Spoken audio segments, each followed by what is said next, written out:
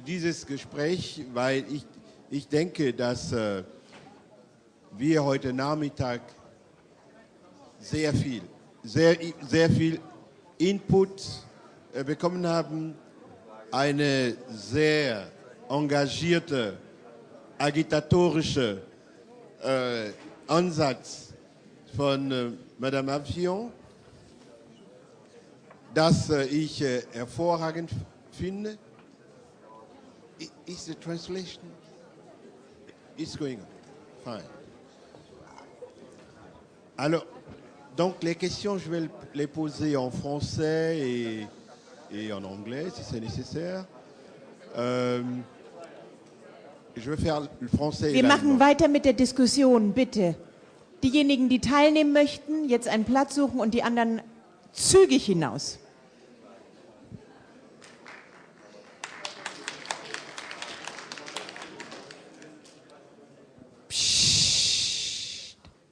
Also, wir haben Frau Avion gehört, sehr engagiert, wie ich gesagt habe. Sie hat gesagt, sie hat damit begonnen. Nkrumah hat gesagt, wenn Afrika weiterkommen möchte, dann hat er drei Faktoren. Erster Faktor, Organisation. Zweiter Faktor, Organisation. Dritter Faktor, Organisation. Das hat sie gesagt. Das finde ich sehr gut. Frau Avion, did you think Pan-Africans are organized?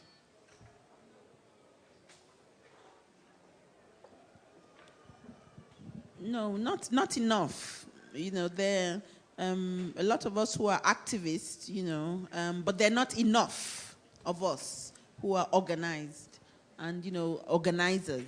A lot of us are still participators, you know. We come, you know, to watch and to hear and to be entertained, but we're not engaged.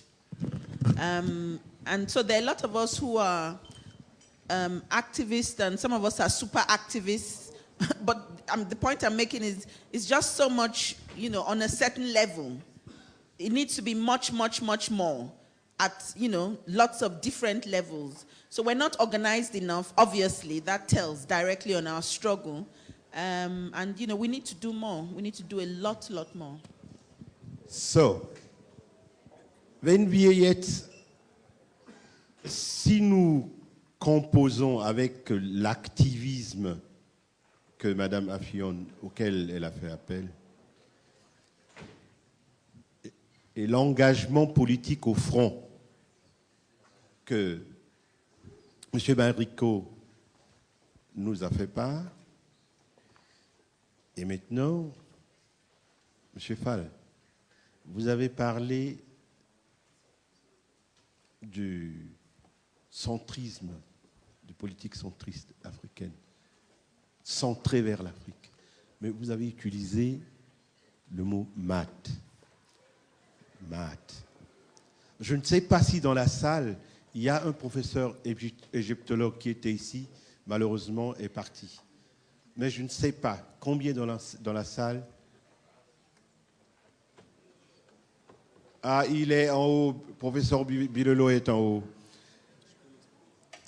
Si vous pouvez, voilà, si vous pouvez aider notre public, reprenez de nouveau le système maths africain, égyptien, et l'emmener dans le contexte contemporain et faire une projection vers l'avenir. C'est presque l'objet d'une autre conférence, mais je vais être très bref. Mais si vous pouvez le faire en 2 minutes, ce serait formidable. La Maat, c'est une déesse qui, à la base, je crois qu'il est mis. Donc la Maat, c'est une déesse sans laquelle le système égyptien ne fonctionne pas. C'est-à-dire, c'est une déesse qui permet l'équilibre entre l'ordre cosmique, l'univers, et l'ordre sur Terre. et l'ordre de la cohésion sociale dans le groupe en s'assurant qu'il y a justice sociale et développement équilibré. Le père A, c'est-à-dire le pharaon, était chargé de cet équilibre. Et la plupart des systèmes monarchiques africains ont repris cet esprit-là dans le sens que le pharaon, comme le chef d'État ou n'importe quel roi, doit assurer la prospérité de la communauté et refuser les abus. C'est ce qui va permettre l'existence des systèmes de caste, qui sont des systèmes inégalitaires, mais où, de façon pyramidale, les rapports sociaux étaient taillés sur une logique. Maintenant, la question, c'est ce que moi j'essaie d'expliquer sous le terme de matérialisme historique, c'est-à-dire un mélange entre la pensée dialectique de la lutte des classes et la réconciliation avec notre passé africain, dont l'amnésie est très répandue. Or, si nous pensons qu'un développement est possible, mais qui pose comme condition qu'on ne considère plus le développement comme un phénomène qui serait un phénomène neutre, et qu'on comprend la nécessité qu'il soit accepté dans ce que j'appelle un développement endurable. C'est-à-dire qu'on sait qu'il est prédateur par essence et qu'on va seulement essayer d'avoir l'équilibre de l'écosystème, l'équilibre des relations sociales.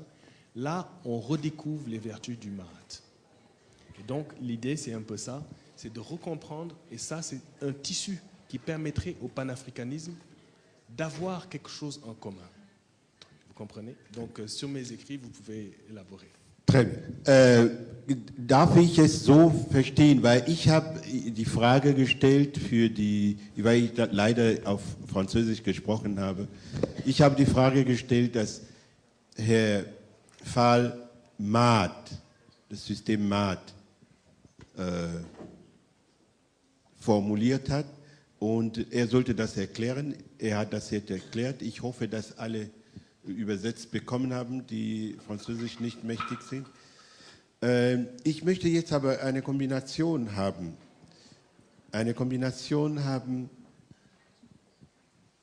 Le MAD est-il source ou bien la base du panafricentrage? Oui, c'est la philosophie. C'est la Philosophie. Das ist die Philosophie. Okay, das ist die Philosophie. MAD ist also Basic für Panafricentrage. Sehr gut, das habe ich jetzt verstanden. Ich hoffe, Sie haben auch verstanden. Wenn Sie nicht verstanden haben, dann sagen Sie. Ich mache hier weiter. Monsieur Marico, le panafricentrage, le MAD.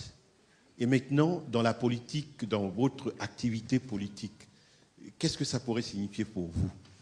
Parce que ça, c'est une extrapolation, une abstraction assez complexe, mais vous êtes au front, vous êtes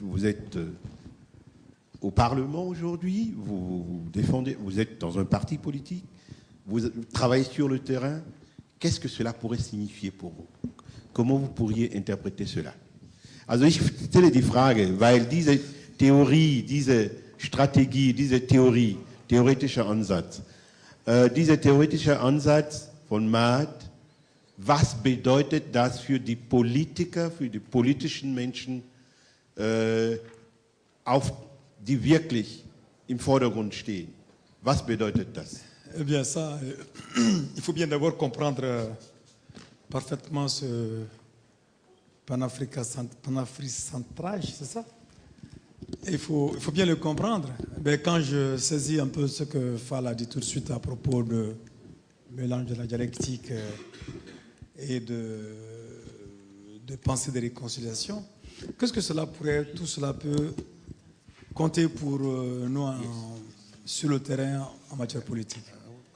En matière politique, en tout cas, et si je comprends ce que je voulais dire là, c'est que pour moi, il faut une rupture. Il faut d'abord une rupture. La rupture doit se faire avec l'ordre actuel. Et l'ordre actuel, c'est l'ordre néocolonial. Parce que ce qu'il faut comprendre, c'est que la grande stratégie, l'Afrique marche aujourd'hui dans la grande stratégie des multinationales et du système financier international. Donc pour pouvoir décider par nous-mêmes, pour pouvoir développer par nous-mêmes, cela demeure impossible dans le système actuel. Parce que nos volontés, nos aspirations ne sont pas prises en compte dans le système tel qu'il est. Donc, de ce point de vue, il faut la rupture. Il faut la rupture et il faut arriver à créer le centre de décision souverain.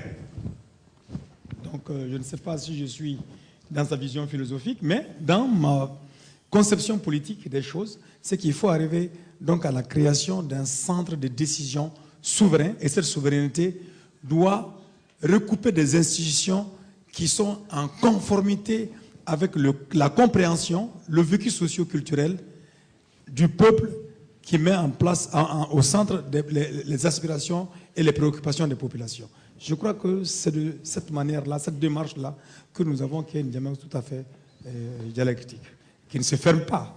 Attention, qui ne se ferme pas du tout. Et ce n'est pas de l'auto, comment on appelle ça, de l'autarcie. C'est dynamique et dialectique en même temps. Okay. So, is this mad?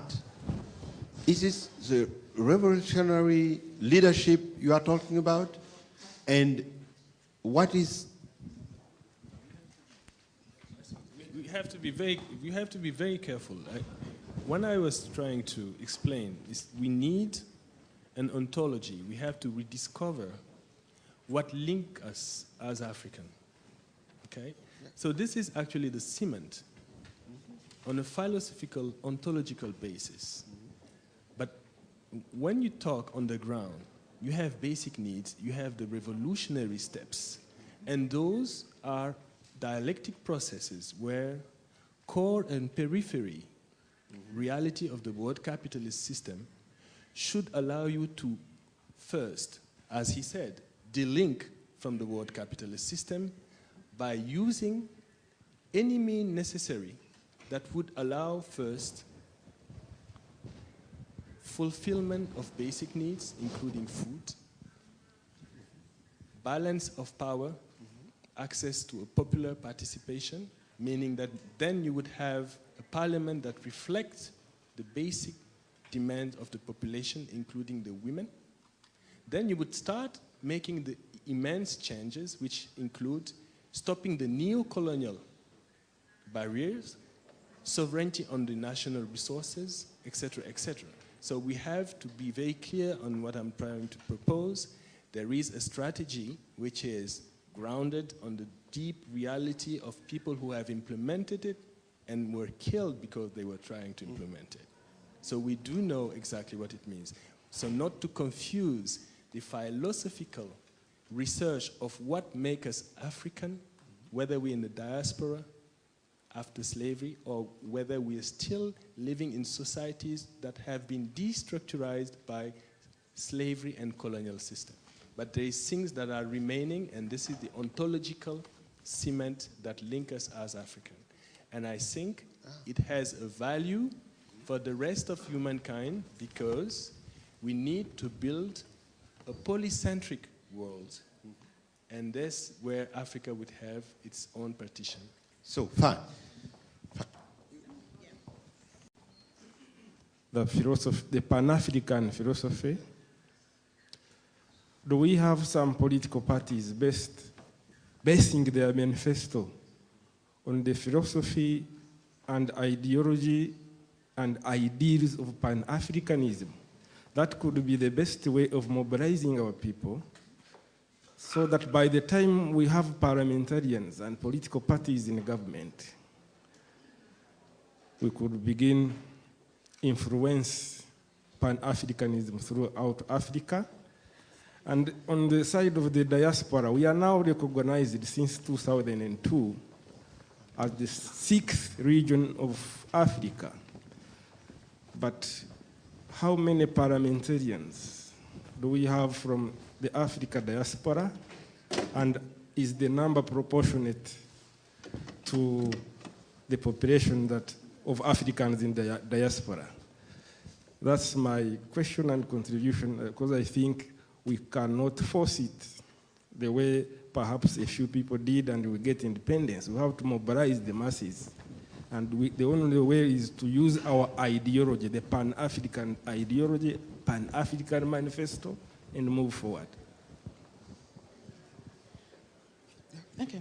I think, Brother Moderator is problematizing the issue, and he's asking a deep question. At first, I didn't understand what he was asking because I didn't get 100% of my brother's presentation, but now because he's, obviously bringing the discourse, in colonial English, I'm able to understand. That should tell you something about our minds, that it's locked down, depending on what language you're speaking. Ma'at, it's really interesting, brother, that you brought that up. Because a lot of us, the vast majority of us, don't know about it and don't understand enough. Now, remember that I told you that my background is in Christianity. I was born into a Christian family. So let me attempt to use that analogy in order for you to understand the connection between Ma'at and class struggle and revolution, and freedom. When you go to church, the pastor says, that in the name of Jesus, and the same thing in the mosque, you will get, the things you need. You get your visa, for example, you get your job, it is Satan that is holding you back from getting these things, It is, the point I'm trying to make is they make a connection between the spiritual and the actual. Now, those kind of connections are wrong, but the point is that we understand God as meeting our needs, both in heaven and on earth. Now, politicians are supposed to meet our needs on earth. Things like religion and spirituality is a framework. And then politics is an actuality here. Now, Ma'at is our ancient, original, spiritual, philosophical framework. And most of us Africans don't even know where we come from. And that's why we're so divided. Our ancient homeland is Egypt. And we were, chased out of there. And a lot of us came out. Coming out from the Nile, you come, some stopped here. They became this. Some moved forward. Some went like this. Some went like that. But you find, so if you're able to trace, our historical, backwards, you find our link goes back to the Nile. Now, what was our spirituality in the Nile? And that's why it's important to study Christianity. There was a crucifixion 10,000 years before the story of Jesus originated. You have to understand all these things. That these are, it's like a copying in an exam. In email, it's cut and paste. And I really hate to offend people because, like I said, I'm from a Christian background. But Christianity is a cut and paste of ancient Egypt. Yes. You have to understand that. The story of the Christ, the crucifixion, the child, the persecution. So now in bringing up Ma'at, we're saying what is our philosophical framework as Africans? And I just asked the sister moderator to see if we were on the internet here. It's a shame because if we were on our website, yes, she says we're not, on our website, which is www.solidaritycenter, center is spelled CENTRE.org. We actually have the figure of Ma'at. And Ma'at is a woman holding, the scales of justice in her hands. Now remember, like I said, this is thousands of years back. So it shows you how Africans had perceived women. That for ancient Africans, women were the center of justice. Women represented justice. Women represented power. That our societies were revolved around the status and the thinking and what women represent. Nature, birth, reproduction, creativity, that vessel.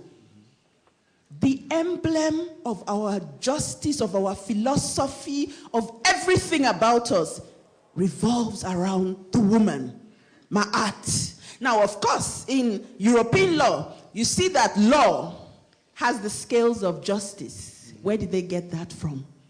Most of you don't know as Africans that was copied from you. You also don't know that the first doctor, the original medicine man in the world is Imhotep, an ancient Egyptian.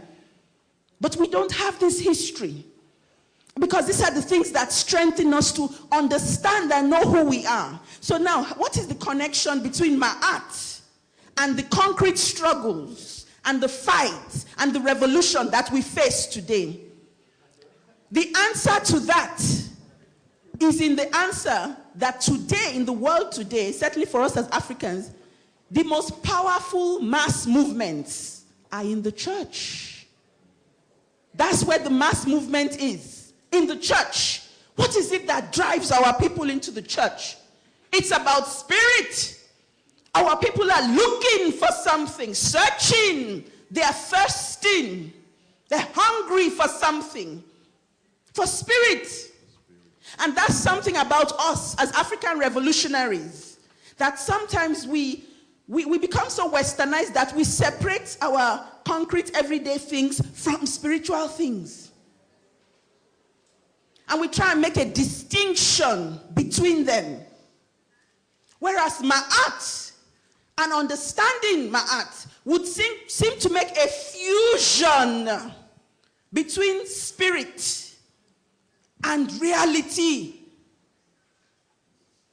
This is the power of philosophy, the power of spirit. And that's why, however long any African has lived abroad, if they like, let them live abroad for 100 years. When they hear the drum, something takes over us. Yes. When they hear the drum, something happens to us that we appear to have lost. But I think who calls it? He says it's the irritated genie. It's locked down in our DNA.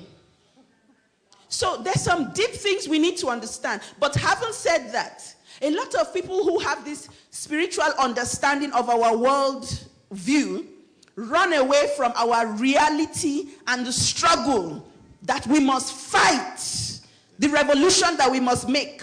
So you have a lot of us who are very spiritual and we are hocus pocus in the air. No. Your spirituality must be linked to struggle. If your spirituality is removed from struggle, then you are a waste of time. Sehr schön. Sehr schön. Es ist mir gelungen. Es ist mir gelungen. Es ist mir wirklich gelungen. Bitte, es sitzen hier Menschen, die wir nicht in München jeden Tag haben. Bitte halten Sie Ihre Emotionen und so weiter zurück. Stellen Sie nur Fragen, damit wir von allen diesen Experten mehr hören können.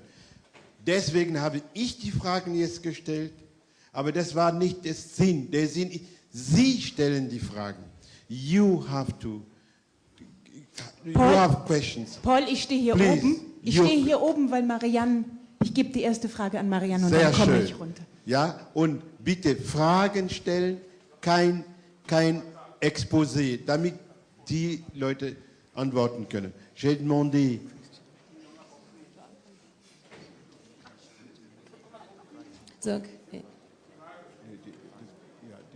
Donc une question, je trouve ça formidable. Normalement, l'éthique de l'interprète selon le modèle occidental ne veut pas obligatoirement qu'on quitte subitement la cabine pour poser des questions. Je trouve ça formidable ici. J'ai une question, parce que je me souviens qu'Odile avait dit que tout ce que fait l'ONU, et on est d'accord sur ce point-là, et ce qu'avait dit aussi à hier, tout ce que fait l'ONU ne va vraiment pas dans le sens de nos intérêts. J'ai vécu quelque chose en 2001, et c'était la conférence contre le racisme, où il y a deux historiens, comme Diane et Nian, qui ont dit « la peur a changé de camp ». C'était un moment où, du haut où un moment où ils ont dit le rêve de Malcolm X et d'autres, je dirais des Kimpavita, des Neanda, des Yaasantewa et de toutes celles qu'on a nommées ou pas nommées, et des Awakaita, s'est matérialisé. Oui, je vais poser la question, ne t'inquiète pas. Mais comme j'ai parlé pour beaucoup de gens, je parle pour une fois pour moi-même. Donc, la question, c'est en fait... maintenant, j'ai perdu même le fil de ce que je voulais dire. Donc, ils ont dit c'est le rêve qui s'est concrétisé. Je sais que je suis aussi dans les médias. Dans ce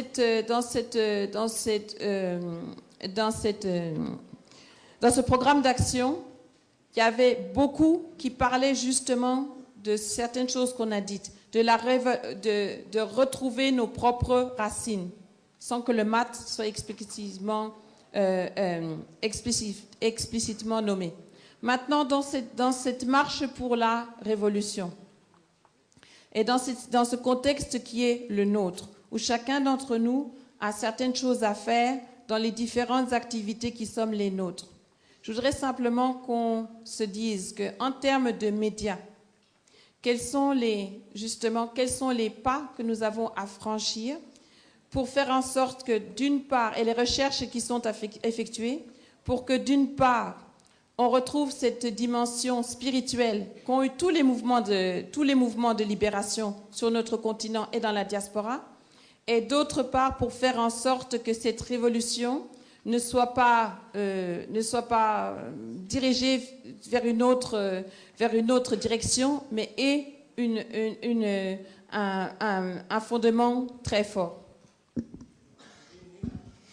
Du musst sie zusammenfassen, die Frage. So, the question is, peut-être que je donne tout de suite à M. Fall, comme ça vous pouvez répondre tout de suite, aussi bien en anglais qu'en français.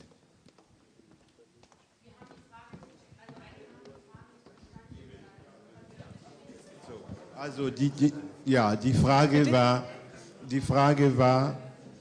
2001 ist auch eine Konferenz stattgefunden, eine panafrikanische Konferenz, wo auch das Thema MAT nicht explizit genannt wurde, aber auch so, dass eine Rückkehr zu afrikanischen Ursprüngen während der UN-Konferenz gegen Rassismus wurde das auch angesprochen. Nur die Frage ist, wie kann man also auf Medienebene, wie kann man diese Theorie und diesen Ansatz so gestalten, so wie diese Framework, die hier von Frau Affion genannt wurde, wie diese Framework eine Garde-fou, ein politischer Rahmen stellen kann für Panafrikanismus.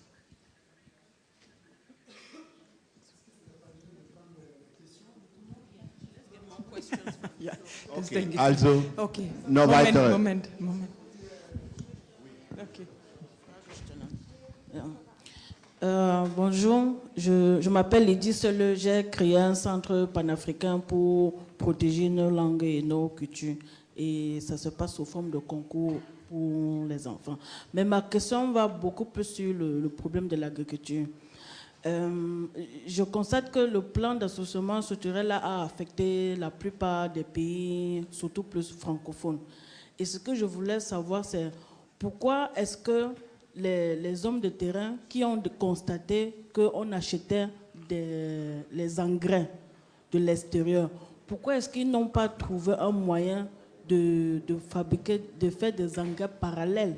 Je veux dire, créer nos propres engrais, parce que je sais par exemple que dans nos villages, il y a la possibilité de fabriquer des engrais dans nos champs, c'est-à-dire quand on a récolté le maïs ou quand on a récolté les arachides et tout, on les réenterre dans la terre pour pouvoir utiliser la terre pour la prochaine année. Donc, pourquoi est-ce qu'on ne privilégie pas cette méthode ancestrale d'engrais, je veux dire privilégié par rapport aux engrais qui viennent de l'extérieur, quoi. Donc ça, c'est vraiment un problème, une question sur laquelle j'aimerais avoir vraiment une réponse. Merci. So, noch weiter. Merci beaucoup pour les organisateurs et pour les conférenciers. Depuis hier jusqu'à aujourd'hui, nous avons entendu toutes sortes de critiques par rapport au système mondial qui s'est établi. Nous avons fait le diagnostic, les critiques, mais je pense que les critiques, ça ne suffit pas. Nous avons toujours critiqué en Afrique pendant des siècles. Ça n'a rien amené. Ce qui est là, c'est que notre problème, c'est nous-mêmes. Nous devrons faire notre autocritique à nous-mêmes. Je ne vais pas être long. Je me contente seulement que les gens comprennent cela. Il ne faut pas critiquer les Blancs, le système blanc. C'est tout à fait normal qu'un Sarkozy qui trouve qu'il n'y a pas de pétrole ou bien un manque d'énergie en France se bat pour son peuple pour chercher quelque chose d'autre d'alternative. C'est à nous, les Africains, de refuser cela. Tant qu'on ne comprendra pas cela, ben on restera toujours à nous lamenter. Pour une question, mais deux questions très pratiques, c'est que ça s'adresse à monsieur qui est tout à fait à gauche. Monsieur Marico. Monsieur Marico, ça concerne l'Union africaine. Vous avez parlé que les unions que nous faisons en Afrique n'ont pas d'avenir. Et on sait très bien qu'en Afrique de l'Ouest, je suis sénégalais d'abord moi-même, et qu'en Afrique de l'Ouest, nous avons l'UMOA, qui a été créé, et que dans cet espace qui est là, viable depuis des années, depuis l'Empire du Ghana, ce sont des espaces très viables et que nous commençons maintenant à développer, comme l'acier a été fait ici en Europe. Quand on a commencé l'Union européenne, c'était d'abord, je ne vais pas revenir sur l'histoire, c'était l'Allemagne et la France autour de l'acier. Et que si la CEDEAO en Afrique commence l'union avec quelques pays de l'Afrique de l'Ouest, je vois que c'est des ensembles que nous devrons consolider parce que le commerce du bétail du Sénégal au qui est tout à fait qui. Donc ma question est que est-ce que ces ensembles sont viables ou non, ou est-ce qu'il faut rêver d'une Afrique qui demain se relève pour s'unir, se déclarer un seul pays? Est-ce que cela, ce n'est pas une utopie qu'il faut éclairer aux gens? Parce qu'on a longtemps parlé de l'Union africaine. Est-ce que ce n'était pas une utopie? Ma deuxième question, elle est très courte. Je la pose seulement. Non, mais posez la question, s'il vous plaît. C'est le panafricanisme. Est-ce que le panafricanisme... Posez la question, s'il vous plaît. Bon, ok. Ma question, c'est le panafricanisme. Est-ce que ce panafricanisme qui est là, il a des organes ou bien c'est tout simplement une idée aussi vague que cela? Parce que nous devrons rentrer à la maison si quelqu'un nous demande comment est le panafricanisme, qu'on puisse répondre à cette question, qu'on puisse amener à quelque chose. Donc je voudrais que des gens me répondent sur ces deux questions.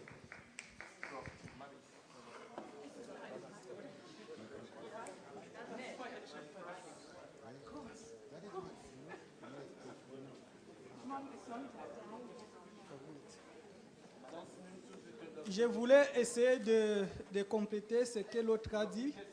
Une autre question. Vous avez dit que les Européens font partie aussi de notre malheur. Je voulais savoir en quelle mesure les Européens est la cause de notre malheur. Par exemple, pour un village au Congo, où le chef du village, je parle du chef traditionnel, qui reçoit, comme en Europe, les gens donnent aussi les impôts, le chef du village qui reçoit par exemple les produits agricoles, que les mamans payent, mais qui ne fait rien pour sa population. Par exemple, penser à ranger les écoles ou bien, par exemple, à construire une maternité pour sa population. En quelle mesure l'Européen est la cause de cela? Parce que dans ce village, il n'y a aucun Européen, il n'y a que ses chefs et les membres de sa population. Ça, c'est de un. Ça, c'est de un. De deux, vous avez combattu pratiquement, vous êtes contre toutes les institutions disons, les FMI, les ONG, parce que pour vous, ce sont des structures du néocolonialisme. Alors, je voulais savoir, vous prenez l'indépendance et tout, je veux savoir si le panafricanisme est aussi, à présent, le panafricanisme de Munich n'est pas, par exemple, aussi d'une façon ou d'une autre financé aussi par ces aides-là. Je veux savoir si aussi ce que vous venez d'organiser aujourd'hui, pour ça, vous n'avez pas reçu d'aide. Alors, je vous dirais, si vous voulez bien combattre votre ennemi, il faut aussi vous-même d'abord être indépendant financièrement. Bon, je dois vous répondre. Je peux répondre. Je vais tout simplement répondre. L'argent qu'on nous donne de la ville de Munich, c'est notre argent. OK. Je réponds ceci. Il y a beaucoup d'Africains ici à Munich qui travaillent et qui payent les impôts. Il y a qui payent beaucoup d'impôts.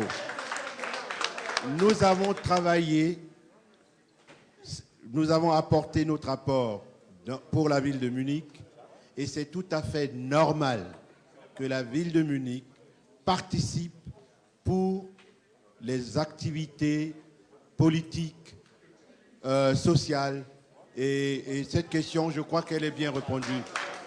So, auf Deutsch,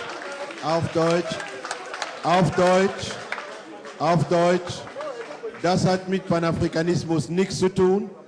Wir hier in München leben Afrikaner, arbeiten Afrikaner, zahlen sehr viel Steuer. Ich gehöre dazu, sehr viel Steuer gezahlt haben. Und ich freue mich, dass die Stadt München von diesen Steuern auch eine panafrikanische Aktivität finanziert.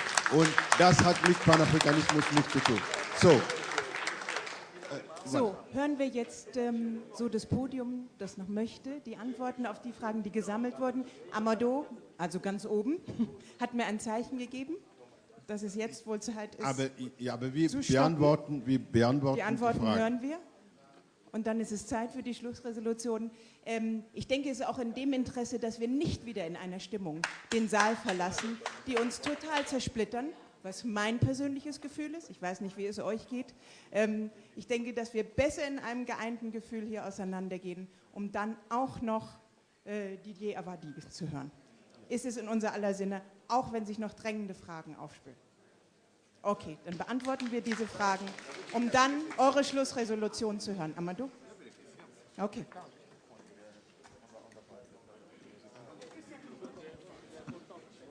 No, because we are going through, we are going close. What you see? Okay. It's you who gonna answer? Yeah. Okay. You know, this issue that the gentleman who asked the last question about Pan-Africanism and being funded, if you just ask him to pay attention, no, he's speaking to somebody now. Yeah. First of all, yes, I'm saying pay attention. No, the person who asked about the funding, and obviously whosoever asked questions. First of all, we have to be clear about a lot of things. And I don't know if the gentleman is in any organization, but you see, these are the things that we get when people organize things, because it's Africans that organize this event. Be very clear about that. Africans organize this event. And of course, they can get support, you know, from wherever. The point is Africans organize this. And we need to continue organizing by any means necessary. Now, you also have to understand that Europe owes Africa trillions, not millions, not billions, trillions in terms of reparations. You understand? So, any assistance given is not given in charity. I mean, they may look at it like that, but we have to be clear about that. And I find that, it's if we're not in organization, we're able to come and ask these kind of questions. about people organizing. We need to go through the discipline of organizing so that we get to a level where we don't have any input from anybody. And that's fine. That's a perfect level. But when you are working, you start from somewhere. It's important to know this. And you are located here in Germany. All our struggles, whether it's apartheid or whatever, you always have people who give solidarity. It's just that sometimes those people always try and take over the struggle, which is where, we need to, sorry. Oh, okay. Yeah, so that's just one. But it's very important because the moderator I see is worried about unity. This is not unity. It's not about unity. You don't need to be worried about unity. Always in struggle, you will find people who do the work and those who come and comment that, hey, why didn't you put a green chair there? It should be a red chair. We have to be disciplined about things, Let's move on now. What type of media should we use to spread the message? We need to get to a situation where we have an African Broadcasting Corporation. And too often, I think that when we project in our minds, we project out of ourselves. We don't see that we can start something. For example, in about a month's time, I hope, we're going to start broadcasting on the internet in our organization. It's going to be called Motherland. And we'll keep you updated on that. But, we've gotten so frustrated with this imperialist, media, demonizing us and putting us down that we're starting our own thing.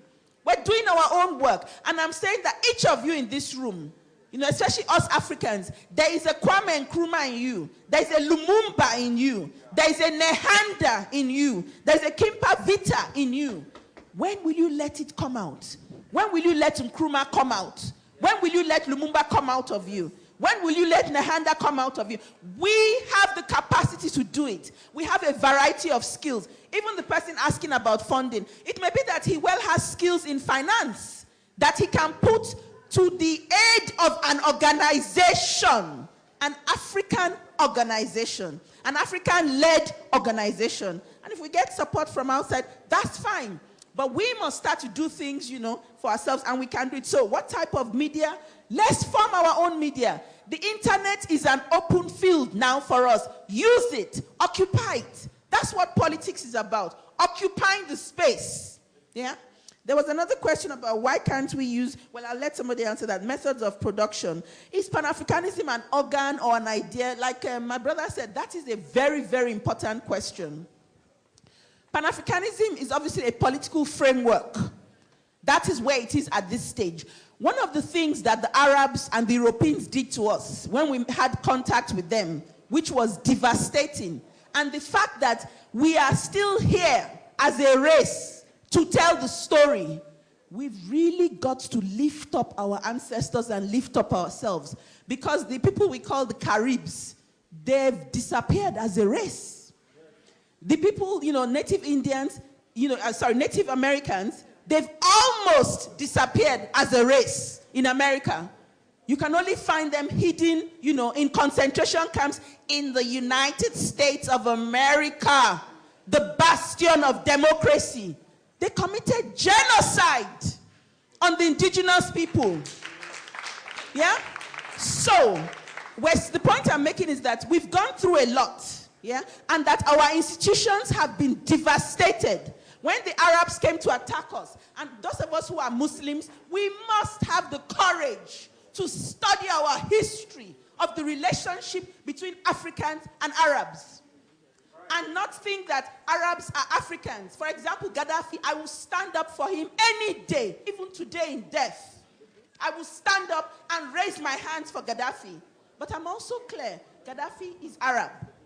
Some of you, because he's an African head of state, say, oh, he's African. No, he's not. And the point I'm making, I'm not saying that to say there's any bad, I'm just saying that we have to have clarity on history. And some of us are uncomfortable with our history. And so the point I was making about Arabs originally is that when the Arabs came, after, there's a war or a defeat, or anything, they would burn everything down. They burnt it to ashes. So we've lost a lot of our institutions. Most of us have no memory of our institutions. Most of us don't even know that we have writing, not apart from the Egyptian writing, that we have writing in other parts of Africa. Most of us think writing is this, that the Europeans were the first. That's not true. And we need to know that history. So now back, what is this Pan-Africanism? It's a way of remobilizing us, re-energizing us. Because whatever you create will come from inside of you. It will never come from outside of you. And so if we're not able to mobilize that thing that is inside in order to meet our needs, we will get nowhere. So yes, Pan-Africanism is a framework. It's an idea. But if we just have, it's a philosophy, it's a framework, it's content. But you and I have to rebuild our institutions. You and I, it's not anybody, it's not special, it's not him that's going to build it or us on the podium. We are not messiahs. We are exactly like you.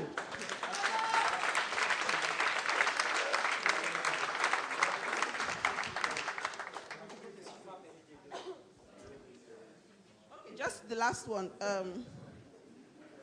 Okay, Pana.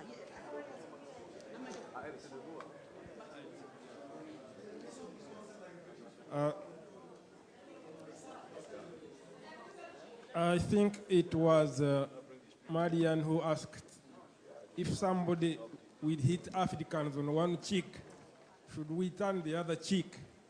And that deals with the intervention or interference we were talking about.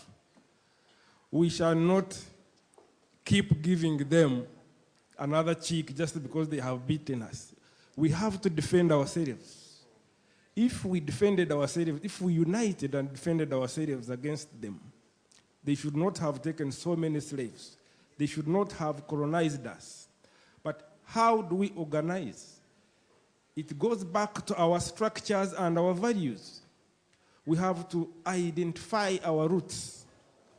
Like Madame Afyong has said, identification of our roots and also identification of our enemies. Because sometimes we fight wrong enemies. You don't know who is going to kill you and who is going to save you. Once we've done that, structures, rather than this superficial unity, it's high time we put down serious structures so that we can organize through our structures, mobilize, and we have our independence. The other question will be, whose independence? It must be independence. Who took away independence? It was colonialism that took away our independence. Are we talking about restoring our boundaries that were taken away and mingled? These are the questions we need to answer, but we can best answer them when we are engaged. I will finish with this question of money. You are asking where the money came from. Well, we have a conference today. Suppose the organizers asked you to pay €100 to organize a conference. How many of us are ready? This is where we should start and change our attitude. Somebody is going to put an African shop and you bypass it. You go somewhere else and buy until you finish your money. Then you remember you have a sister who has the same commodities and you go there for debts and you will not pay back. We have to change this attitude if we will be independent. Don't just say, where did the money come from? Say, how much should I contribute for the next conference? Oui, je crois qu'il y a un certain nombre de questions qui sont posées. C'est dommage qu'on n'a pas beaucoup de temps, on n'a pas beaucoup de temps et que je pense qu'il faut qu'on s'écoute pour que nous arrivions vraiment. Aucune question n'est bête, aucune question n'est contre le système. Il faut savoir, il faut qu'on se parle. Alors donc moi je vais simplement dire que moi je ne soutiens pas que l'Europe est notre malheur. Hein. Je crois que c'est pas ça qui est important. Hein. C'est le capitalisme qui est notre malheur. Le capitalisme et les multinationales. Malheureusement, le capitalisme et le multinational, le centre de développement de ce capital, c'est l'Europe et c'est les États-Unis. Alors donc, ce point de vue-là, nous disons en ce moment-là clairement que le capitalisme qui est notre malheur, il faut déconnecter. Déconnecter avec ce capitalisme-là, C'est ça la question fondamentale. Je crois qu'on n'a pas besoin de continuer à expliquer qu'on n'est pas ici de gens qui ont pris de la charité. Ça nous a démontré l'autre jour que pour simplement la garantie de convertibilité de l'Afrique, de francs CFA, qui regroupe 15 pays africains, la France détient 25 milliards de dollars dans les caisses françaises qui ne sont pas de l'argent qui appartient à la France, mais c'est de l'argent qui appartient à l'Afrique. Donc cet argent qui appartient à l'Afrique, nous voulons qu'à partir de cet instant, si nous réussissons à couper le cordon ombilical, cet argent doit venir à l'Afrique pour le financement du développement de l'Afrique. Parce que ce n'est pas le travail qui a été fait par la France, c'est de l'argent qui a été pris sur la base des montages d'un système qui fait perdurer le système colonial entre l'Afrique et les pays qui les ont colonisés. Le problème, il est là, c'est cette compréhension que nous sommes en train de chercher. Donc la question, elle est une question fondamentalement politique.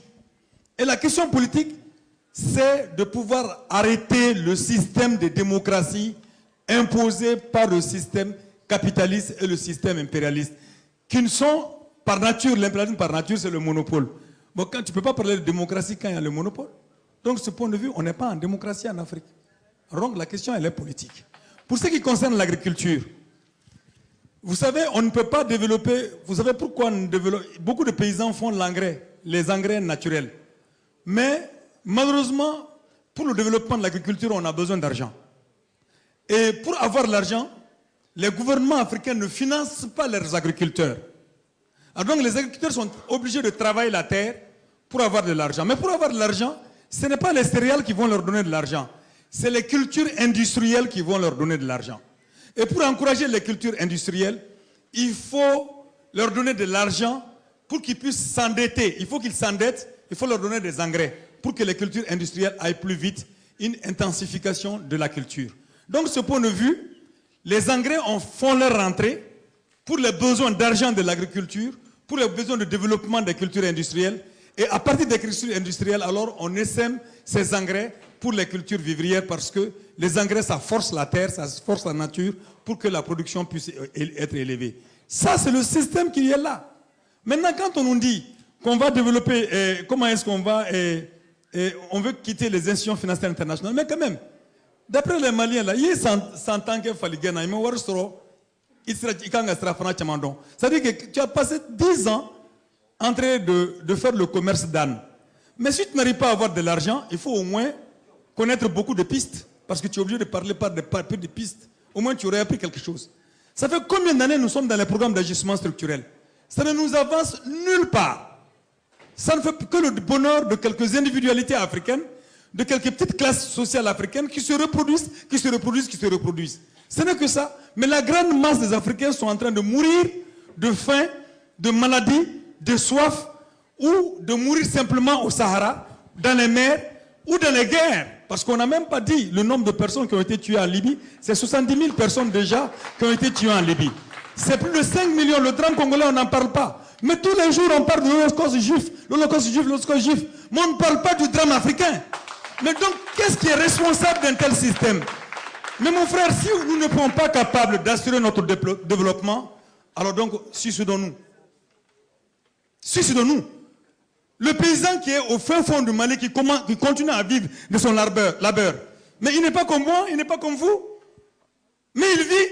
Mais comment lui, il arrive à vivre alors que ce que nous avons appris, lui ne l'a pas appris? Qu'est-ce qui nous empêche, nous, d'apporter ce que lui n'a pas appris à lui pour que nous, sa production puisse changer et que notre visage puisse changer? Cela passe nécessairement et obligatoirement par la liquidation en Afrique du Fonds monétaire et de la Banque mondiale. Cuba est dans cette situation aujourd'hui. Cuba n'est pas avec le FMI, il n'est pas avec la Banque mondiale. Est-ce qu'ils sont morts les Cubains? S'il n'y avait pas le blocus, il y a combien de médecins maliens qui sont formés à Cuba, aux frais de l'État cubain? Il y a combien de médecins africains qui sont dans cette situation-là? Moi, je ne sais pas, hein. Moi je suis pour le socialisme scientifique.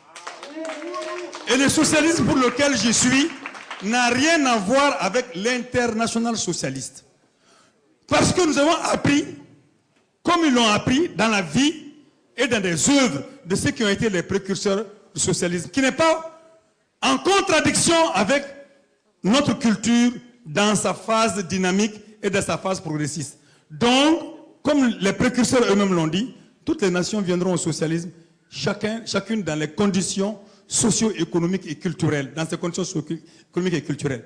Donc, le socialisme dont je parle prend évidemment en compte le panafricanisme, mais un panafricanisme de rupture, qui n'est pas un panafricanisme de gestion des ressources africaines par les chefs d'État tels qu'on les connaît. Donc, je termine, excusez-moi, je ne vais plus intervenir, je termine en disant ceci, que, en tout cas, si nous voulons de l'unité africaine, faisons franchement ce que Tchemro Garan Kouyaté a dit. Union libre des peuples libres d'Afrique. Cela veut dire quoi? Si nous sommes d'accord que nos pays sont pris dans le système mondial qu'il faut rompre, comme l'Asie a rompu, alors nous devons, dans chaque de nos pays, régler la question politique.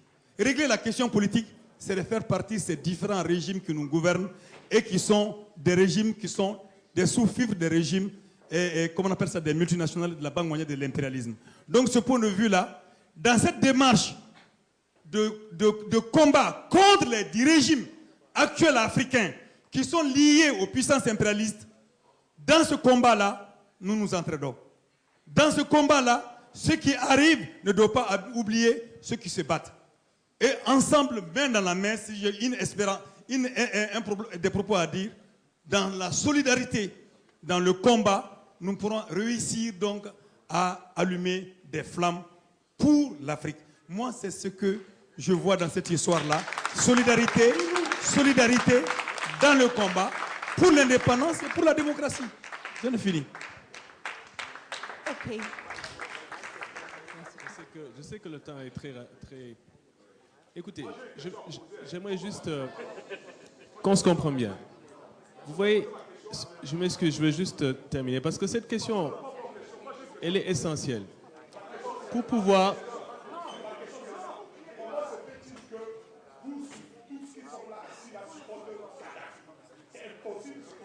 Est-ce que...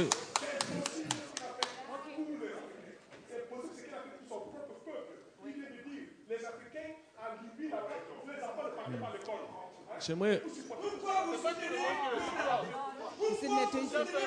Non, attends, là, je vais répondre. J'aimerais...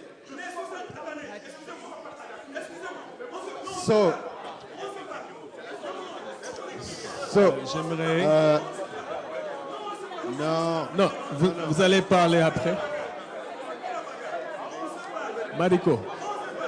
Mais pas comme ça. Mariko. Pas comme Mariko. ça. Asseyez-vous. Non, mais pas comme ça. Non. J'aimerais... Non. Écoutez. Pas comme ça. Je vais juste dire un mot. Azo. Ok. Ça, c'est l'illustration même de pourquoi... Dans tous les cas.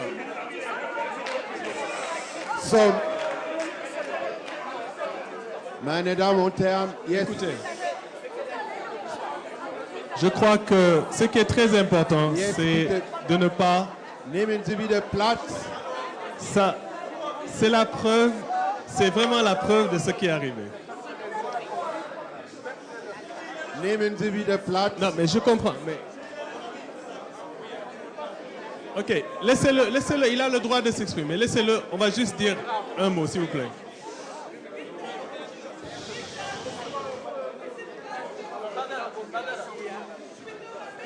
Je crois que cette question, elle va... Il nous reste très peu de temps. Et je crois que la tension qui vient d'être émise, elle est symptomatique de l'ampleur du problème, de la déchirure qu'il y a dans nos rangs. C'est la preuve. On ne peut pas finir ce moment d'harmonie que nous avons eu sur cette zizanie. On ne peut pas finir comme ça. Mais c'est bien la preuve de la profondeur. Il y a un peuple qui s'est entretué devant nous. Parce qu'il y en avait qui disaient comme lui, Kadhafi est un traître, il a tué. Et il y en a d'autres qui disaient non, il nous a aidés. Et il y avait des gens qui ont assisté le processus et ont amplifié le feu. C'est l'illustration, la fin qui a failli arriver. Ce n'est qu'une simple illustration de ce qui va arriver à l'Afrique, c'est-à-dire nos propres divisions entretenues par l'extérieur. Et je m'excuse de revenir à l'agriculture parce que c'est la solution même que je veux donner à madame, parce qu'au cœur même de notre dispositif, un peu comme on l'a expliqué, dans l'agriculture industrielle, il n'y a que deux possibilités pour faire de l'engrais. Le phosphate, qui est une denrée importante, et la potasse. Ces éléments permettent une agriculture industrielle. C'est des engrais chimiques. Pour faire une grosse productivité, si vous prenez l'Iowa, qui est le grenier industriel du monde, la couche d'humus est passée de 35 cm à 5 cm. Ça veut dire que ça prend un siècle pour avoir 1 cm d'humus. Donc, l'agriculture industrielle, c'est en fait le problème. Nous savons aujourd'hui qu'en reprenant les excréments, en reprenant l'essentiel des végétaux, les déchets, on peut faire un engrais beaucoup plus puissant que l'engrais chimique, qui soit biologique et qui est compatible avec un développement rural intégré. Nous savons que c'est possible. Et quand on vient de donner l'exemple de Cuba, Cuba sous embargo a réussi à s'autosuffire au niveau alimentaire parce que tous les Cubains ont un petit jardin, ont un petit moyen pour pouvoir s'autosuffire. Dans le système de l'agriculture africaine, jusqu'à il n'y a même pas 40 ans, les femmes assuraient un équilibre vivrier dans toute l'Afrique. Partout, dans toutes nos sociétés, nous n'avons pas connu la famine parce qu'il y avait la culture vivrière et l'accès à la subsistance grâce aux femmes. Ce système, nous pouvons le réinverser. Mais pour le réinverser, il faut que nous posons les problèmes de fond. Moi, j'aimerais bien discuter avec mon camarade sur les mérites des chefs d'État africains, tous confondus, de tous les assassins qui sont au pouvoir, qu'on a entretenus. Mais il faut qu'on pose les problèmes de fond. Au Canada, où j'habite, ce sont des Canadiens qui construisaient la prison en Libye. L'argent des Libyens est principalement dans les pays occidentaux. Kadhafi a effectivement réprimé dans le sang bien de ses opposants, comme beaucoup de gens. Odile nous a parlé tout à l'heure du cas de ce que Biya a fait sous nos yeux. La plupart d'entre nous n'étaient pas au courant. La répression que Kadhafi a fait contre les islamistes, contre les étudiants, nous savions. Kadhafi a même participé au complot contre Thomas Sankara. Mais c'est le même Kadhafi qui aussi soutient l'ANC, qui soutient les mouvements de libération en Afrique, qui a fait aussi beaucoup plus que la plupart des chefs d'État pour l'Union africaine, parce qu'il avait son propre intérêt à le faire. Donc, au-delà de ce que monsieur vient d'avoir comme cri du cœur, parce que je peux très bien comprendre son point de vue, n'oubliez jamais que c'est unis que nous allons y arriver. Et c'est justement ça le panafricanisme, c'est que nous avons un minimum commun nécessaire. Et lorsque vous regardez collectivement ce minimum dont elle a parlé, si vous comprenez la philosophie africaine, ce qui fait notre africanité, ce qui nous distingue des Asiatiques et des Occidentaux, c'est que nous n'avons pas peur du lendemain. Cet refus de l'angoisse du lendemain, elle est basée dans une philosophie ontologique que nous partageons, que nous perdons, mais que nous avons, et que le reste de l'humanité a pratiquement perdu. Ça s'appelle la déshumanisation, l'individualisme, toutes les valeurs qui sont contraires à l'africanité. Et c'est là que la mondialisation a à apprendre de nous. Donc, on va y arriver. On va y arriver. Merci, merci. Vielen Dank für dieses schöne Schlusswort. Ich freue mich, dass wir hier abschließen können. Dass wir abschließen können mit der Runde und dass wir das Programm fortsetzen.